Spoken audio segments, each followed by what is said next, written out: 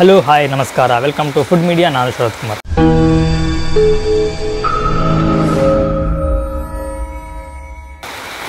ಸ್ನೇಹಿತರೆ, ನಾವು ಪ್ರತಿನಿತ್ಯ ಯೂಸ್ ಮಾಡುವಂಥ ಒಂದು ಸೊಪ್ಪಿನ ಬಗ್ಗೆ ಇವತ್ತು ನನಗೆ ತಿಳಿಸ್ಕೊಳ್ತಿದ್ದೇನೆ.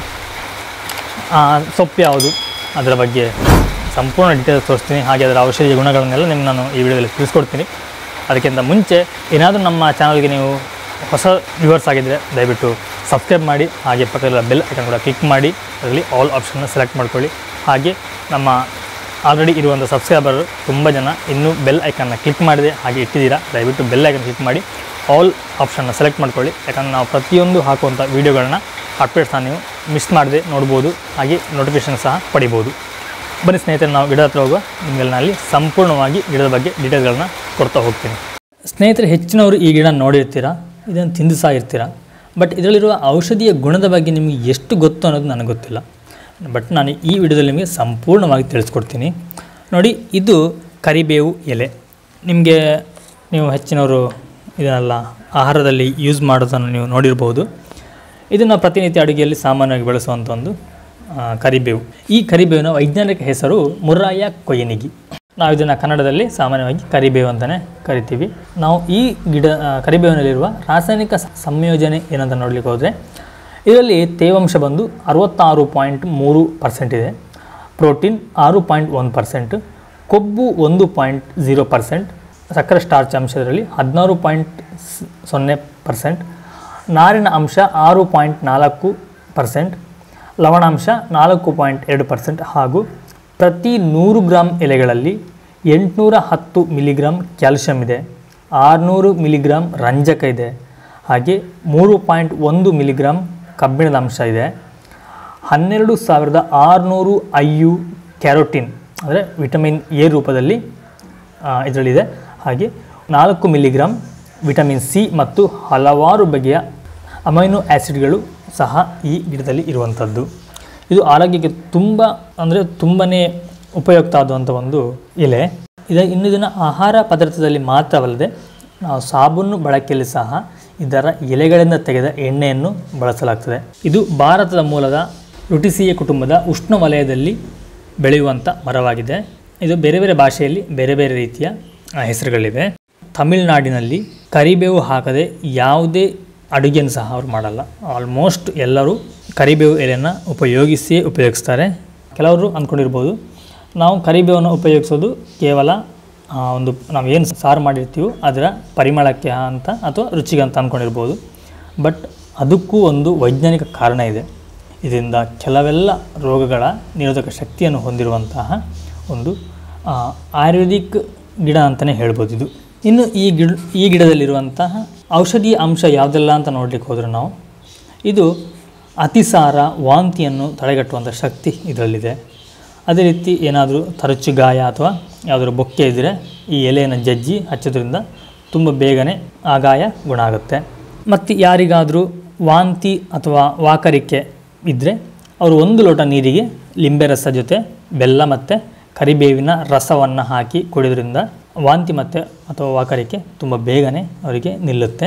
ಕರಿಬೇವಿನ ಮರದ ಬೇರು ಮತ್ತು ತೊಗಟೆಯಲ್ಲಿ ಭಾರೀ ಪ್ರಮಾಣದ ಔಷಧೀಯ ಗುಣ ಇರೋದರಿಂದ ಇದನ್ನು ಜೀರ್ಣಕಾರಿ ಮತ್ತು ವಾತಕ್ಕೆ ತುಂಬ ಪರಿಣಾಮಕಾರಿ. ಕರಿಬೇವಿನ ಎಲೆಗಳನ್ನು ನೀವು ಯಾವುದೇ ಕಾರಣಕ್ಕೂ ಫ್ರಿಜ್ನಲ್ಲಿಟ್ಟು ಯೂಸ್ ಮಾಡಲಿಕ್ಕೆ ಹೋಗಬೇಡಿ. ನೀವು ಆದಷ್ಟು ಓಪನ್ ಪ್ಲೇಸಲ್ಲೇ ಇಟ್ಟು ನೀವು ಅದನ್ನು ಯೂಸ್ ಮಾಡೋದು ತುಂಬ ಒಳ್ಳೆಯದು. ನಿಮ್ಗೆ ಸಾಧ್ಯ ಆದರೆ ಫ್ರೆಶ್ ಆಗಿ ಸಿಗುವಂತಹ ಕರಿಬೇವಿನ ಎಲೆಗಳನ್ನು ನೀವು ಯೂಸ್ ಮಾಡಿ. ನೀವು ಯೂಸ್ ಮಾಡುವಂಥ ಕರಿಬೇವು ಒಂದು ವೇಳೆ ಒಣಗಿದರೆ ನಿಮಗೆ ಅದರಲ್ಲಿರುವಂತಹ ಎಣ್ಣೆ ಪದಾರ್ಥ, ಅದರಲ್ಲೊಂದು ನಿಮಗೆ ಎಣ್ಣೆ ಕಾಣೋದು ನಿಮಗೆ ನೋಡಿರ್ಬೋದು. ಆ ಎಲೆಯನ್ನು ನೀವು ಕ್ಲೀನಾಗಿ ಅಬ್ಸರ್ವ್ ಮಾಡಿದ್ರೆ ನಿಮಗೆ ಚಿಕ್ಕ ಚಿಕ್ಕ ಚಿಕ್ಕ ಗುಳ್ಳೆಗೆ ಒಂದು ರಂಧ್ರಗಳು ಕಾಣುತ್ತೆ. ಅದು ಎಣ್ಣೆ ಅಂಶವನ್ನು ಅದು ಹಿಡಿದಿಟ್ಕೊಂಡಿರುತ್ತೆ. ನಿಮಗೆ ಆ ಎಣ್ಣೆ ಅಂಶ ಹೋಗಿ ನಿಮಗೆ ಅದರ ಸುವಾಸನೆ ಕಮ್ಮಿ ಆಗುತ್ತೆ, ಹಾಗೆ ಸ್ವಲ್ಪ ಔಷಧಿ ಅಂಶವೂ ಸಹ ಸ್ವಲ್ಪ ಕಮ್ಮಿ ಆಗುತ್ತೆ. ಯಾರಾದರೂ ಶುಗರ್ ಪೇಷಂಟ್ ಇದ್ದರೆ ಪ್ರತಿನಿತ್ಯ ಅವರ ಆಹಾರ ಪದ್ಧತಿಯಲ್ಲಿ ಕರಿಬೇವಿನ ಎಲೆಯನ್ನು ಉಪಯೋಗಿಸೋದ್ರಿಂದ ಅವರ ಶುಗರ್ ಲೆವೆಲ್ ಸ್ವಲ್ಪ ನಿಯಂತ್ರಣಕ್ಕೆ ಬರುತ್ತೆ. ಅವರು ಆಹಾರ ಜೊತೆಯನ್ನು ಕರಿಬೇವಿನ ಎಲೆಯನ್ನು ತಿನ್ಬೋದು, ಅಥವಾ ಹಾಗೆ ಹಸಿ ಸಾಧ್ಯವಾದರೆ ಹಸಿಯನ್ನು ಸಹ ಅವರು ತಿನ್ಬೋದು, ಯಾವುದೇ ಸಮಸ್ಯೆ ಇಲ್ಲ. ಮುಖ್ಯವಾಗಿ ಯಾರಿಗಾದರೂ ರಕ್ತಹೀನದ ಸಮಸ್ಯೆ ಇರುವವರು ಈ ಎಲೆನ ಪ್ರತಿನಿತ್ಯ ತಿಂದರೆ ತುಂಬ ಒಳ್ಳೆಯದು. ಯಾಕಂದರೆ ಇದರಲ್ಲಿ ಅಧಿಕವಾಗಿ ಐರನ್ ಕಂಟೆಂಟ್ ಇರೋದ್ರಿಂದ ಅವರ ಬಾಡಿಲಿ ಹಿಮೋಗ್ಲೋಬಿನ್ ಜನ್ರೇಟ್ ಆಗಲಿಕ್ಕೆ ತುಂಬ ಸಹಾಯ ಆಗುತ್ತೆ. ಅಷ್ಟೇ ಅಲ್ಲದೆ ಈ ಎಲೆ ನಮ್ಮ ದೇಹದಲ್ಲಿರುವಂಥ ವಿಷಕಾರಕ ಅಂಶವನ್ನು ಹೊರಹಾಕಲು ತುಂಬ ಸಹಾಯ ಮಾಡುತ್ತೆ. ಯಾವುದಾದ್ರೂ ಬೇಡದೇ ಇರುವಂತಹ ಅಂಶ, ವಿಷಕಾರಕ ಅಂಶ ಏನಾದರೂ ಇದೆ ಅಂತಂದರೆ ಅದನ್ನು ಹೊರಹಾಕುತ್ತೆ. ಮತ್ತಿನ್ನಿದು ಹೊಟ್ಟೆ ಸಂಬಂಧಿ ಕಾಯಿಲೆ ಅಥವಾ ಲಿವರ್ ಪ್ರಾಬ್ಲಮ್ಸ್ ಏನಾದರೂ ಇದ್ದರೆ ಅದನ್ನು ಸಹ ಇದು ಗುಣ ಮಾಡುತ್ತೆ. ಯಾರಾದರೂ ಆಲ್ಕೋಹಾಲ್ ಸೇವನೆ ಮಾಡುವವರು ಯಾರಾದರೂ ಇದ್ದರೆ ಅಂಥವರು ಕರಿಬೇವನ್ನ ತಪ್ಪದೆ ತಮ್ಮ ಆಹಾರದಲ್ಲಿ ಹಾಕ್ಕೊಂಡು ತಿನ್ನೋದು ತುಂಬ ಒಳ್ಳೆಯದು. ಆದರೆ ಏನಾಗುತ್ತೆ ಅಂತಂದರೆ ಯಾವುದು ಆಲ್ಕೋಹಾಲ್ ಇರುವಂಥ ಬ್ಯಾಡ್ ಫ್ಯಾಕ್ಟ್ ಅವರ ಇದಕ್ಕೆ ಲಿವರಲ್ಲಿ ಹೋಗಿ ಸಮಸ್ಯೆ ಕೊಡುವಂಥ ಸಂಭವ ಇದೆ. ಈ ಎಲೆ ತಿನ್ನೋದ್ರಿಂದ ಅಂತಹ ಬ್ಯಾಡ್ ಫ್ಯಾಕ್ಟರ್ನೆಲ್ಲ ಅದು ನಾಶ ಮಾಡಿ ಕೊಲೆಸ್ಟ್ರಾಲ್ನೆಲ್ಲ ನಾಶ ಮಾಡುತ್ತೆ. ಹಾಗಾಗಿ ಅವರಿಗೆ ಹೆಲ್ತ್ ತುಂಬ ಚೆನ್ನಾಗಿರುತ್ತೆ, ಲಿವರ್ನ ಹೆಲ್ತ್ ಸಹ ಕಾಪಾಡ್ಬೋದು. ಈ ಎಲೆ ತಿನ್ನೋದ್ರಿಂದ ನಾನು ಆವಾಗಲೇ ಹೇಳಿದಾಗೆ ಗುಡ್ ಫ್ಯಾಟನ್ನು ಇದು ಜಾಸ್ತಿ ಮಾಡುತ್ತೆ. ಯಾವ ಬ್ಯಾಡ್ ಫ್ಯಾಟ್ ಇದೆಯೋ ಅದನ್ನೆಲ್ಲ ಅದನ್ನು ನಾಶ ಮಾಡಿ ಹೊರ ಹಾಕಲಿಕ್ಕೆ ಸಹಾಯ ಆಗುತ್ತೆ. ಯಾರಿಗಾದರೂ ಮಲಬದ್ಧತೆಯ ಸಮಸ್ಯೆ ಇದೆ ಅಂತಂದರೆ ಅಂಥವರು 1 ಲೋಟ ಮಜ್ಜಿಗೆ ಜೊತೆ ಕರಿಬೇವು ಎಲೆಯನ್ನು ಅದಕ್ಕೆ ಹಾಕಿ ಅದನ್ನು ಅವರು ಕುಡಿಯೋದ್ರಿಂದ ತುಂಬಾ ಪರಿಣಾಮಕಾರಿಯಾಗಿ ಕೆಲಸ ಮಾಡುವಂತಹ ಒಂದು ಆಯುರ್ವೇದಿಕ್ ಎಲೆ ಅಂತಲೇ ಹೇಳ್ಬೋದು. ನೀವು ಸಾರಿಗೂ ಯೂಸ್ ಮಾಡ್ಕೋಬೋದು ಅಥವಾ ಹಸಿನೂ ಹಾಗೇನೂ ಅದನ್ನು ಅದ್ರ ಜೊತೆ ಕಿವುಚ್ಬಿಟ್ಟು ಹಾಗೇನೂ ಮಜ್ಜಿಗೆ ಕುಡಿಬಹುದು. ಮತ್ತಿನ್ನಿದು ಕಣ್ಣಿನ ಆರೋಗ್ಯಕ್ಕೆ ತುಂಬಾ ಒಳ್ಳೆಯ ಒಂದು ಗಿಡ ಅಂತ ಹೇಳ್ಬೋದು. ಯಾರಿಗಾದರೂ ದೃಷ್ಟಿದೋಷ ಇದ್ದರೆ ಅಥವಾ ಈ ಕಣ್ಣಲ್ಲಿ ನೀರು ಬರುವಂಥ ಏನಾದಿದ್ದರೆ ಇದನ್ನು ಆದಷ್ಟು ನೀವು ತಿನ್ನಿ. ಕಣ್ಣಿನ ಕಾಯಿಲೆಯಿಂದ ನೀವು ಇದರಿಂದ ಸ್ವಲ್ಪ ಮುಕ್ತಿ ಪಡಿಬಹುದು. ಅಷ್ಟು ಒಂದು ಒಳ್ಳೆಯ ಆಯುರ್ವೇದಿಕ್ ಗಿಡ ಇದು. ಇನ್ಯಾರಿಗಾದರೂ ಪಿತ್ತ ದೋಷ ಕಾಯಿಲೆ ಇರುವವರು ಸಹ ಹಾಗೆ ಪ್ರತಿನಿತ್ಯ ಕರಿಬೇವಿನ ಎಲೆ ನೀವು ಆಹಾರ ಜೊತೆ ಸೇವಿಸ್ಬೋದು. ಇದರಿಂದ ನಿಮ್ಮ ಪಿತ್ತದೋಷ ನಿವಾರಣೆ ಆಗುವಂಥ ಸಾಧ್ಯತೆಗಳು ತುಂಬ ಇದೆ.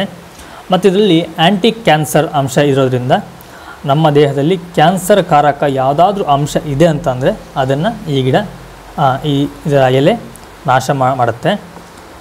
ನೀವು ನಾನು ಹೇಳಿದಾಗೆ ನೀವು ಯಾವ ರೀತಿ ಯೂಸ್ ಮಾಡ್ಬೋದು, ಸಾಂಬಾರಿಗೆ ಹಾಕಿ ಯೂಸ್ ಮಾಡ್ಬೋದು ಅಥವಾ ಹಸಿ ತಿನ್ಬೋದು. ಒಂದು 4-5 ಎಲೆಗಳನ್ನ ತಿನ್ನಿ, ಒಳ್ಳೆಯದು. ಇನ್ನು ನನಗೆ ಲಾಸ್ಟ್ ಒಬ್ಬರು ಕಮೆಂಟ್ ಮಾಡಿದರು, ಸರ್ ಹೇರ್ ಫಾಲಿಗೆ ಏನಾದರೂ ಪರಿಹಾರ ಇದೆಯಾ, ಗಿಡಮೂಲಿಕೆ ಪರಿಹಾರ ಇದೆಯಾ ಅಂದರೆ ಇದು ನೋಡಿ, ಇದು ತುಂಬ ಒಳ್ಳೆಯ ಒಂದು ಗಿಡಮೂಲಿಕೆ ಕರಿಬೇವು ಎಲೆ. ಯಾರಿಗೆ ತಲೆ ಕೂದಲು ಉದುರುವಂಥ ಸಮಸ್ಯೆ ಯಾರಿಗಾದರೂ ಇದ್ದರೆ ಅಂಥವರು ತೆಂಗಿನ ಎಣ್ಣೆ ಜೊತೆ ಇದರ ಎಲೆಗಳನ್ನ ಹಾಕಿ ಚೆನ್ನಾಗಿ ಕಾಯಿಸ್ಬಿಟ್ಟು ಆ ಎಣ್ಣೆನ ಅವರು ಡೈಲಿ ಯೂಸ್ ಮಾಡಲಿ. ಇದರಿಂದ ಅವರಿಗೆ ಕೂದಲು ಉದುರುವಂಥ ಸಮಸ್ಯೆ ಕಮ್ಮಿ ಆಗುತ್ತೆ. ಅದೇ ರೀತಿ ಕೂದಲು ಕಪ್ಪು ಸಹ ಆಗುತ್ತೆ, ಹಾಗೆ ಕೂದಲು ದಟ್ಟವಾಗಿ ಬೆಳೀಲಿಕ್ಕೆ ಸಹಾಯ ಸಹ ಆಗುತ್ತೆ. ಇದು ಎಣ್ಣೆ ಹಾಕೋದ್ರಿಂದ 2 ಪ್ರಾಫಿಟ್ ಇದೆ. ಒಂದು ತಲೆ ಕೂದಲಿಗೆ, ಇನ್ನೊಂದು ಕಣ್ಣಿಗೆ.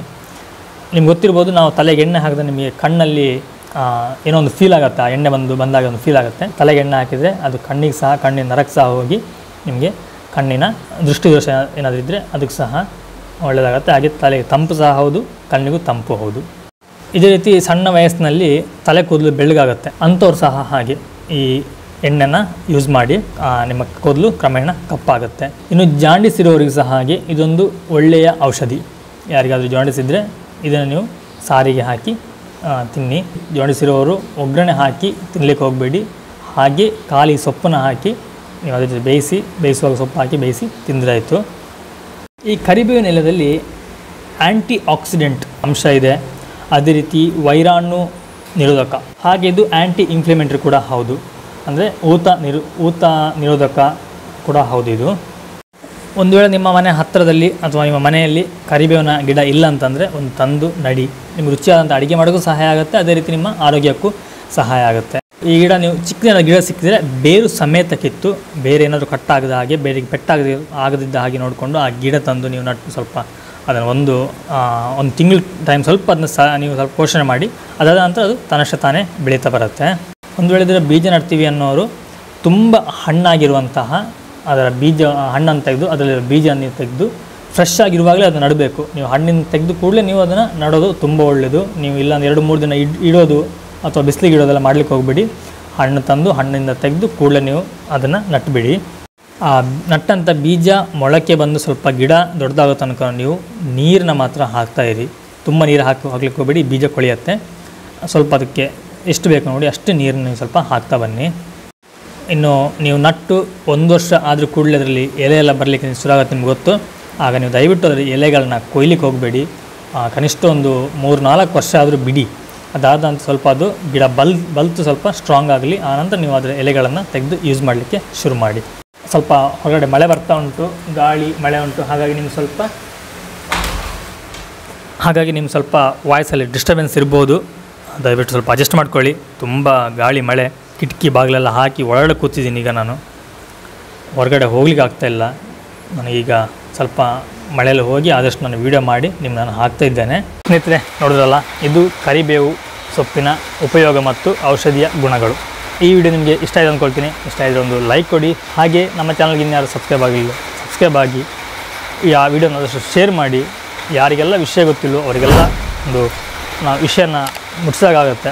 ಅವರಿಂದ ಹೊಸ ಒಂದು ವಿಷಯ ಬಗ್ಗೆ ತಿಳ್ಕೊಂಡಾಗುತ್ತೆ. ನಾನು ನಿಮಗೆ ಇನ್ನೊಂದು ಒಳ್ಳೆ ವಿಡಿಯೋದಲ್ಲಿ ಸಿಗ್ತೀನಿ. ನಮಸ್ಕಾರ.